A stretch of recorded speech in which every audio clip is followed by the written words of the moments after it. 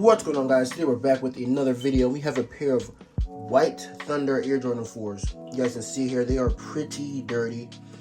It looks a bit cleaner on camera actually as well, but oh, there we go. You guys can see that.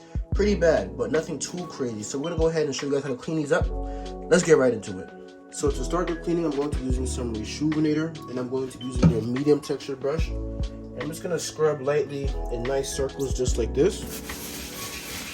And just do this all around the entire shoe.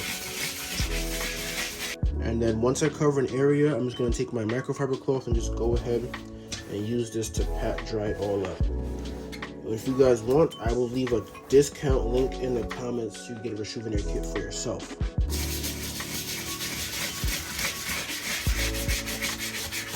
Now I'm using my stiff texture brush, and I'm going to go ahead and start to clean the midsole portion and also the outsole portion as well.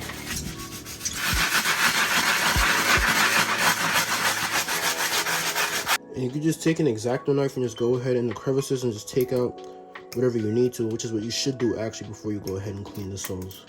And for like the stubborn marks, like you guys can see this mark right here, if it'll focus, you could take your microfiber cloth and just go like this, and you can literally just rub it away. Then I've got my trusty steamer just for that extra cleaning the soles, you know what I mean?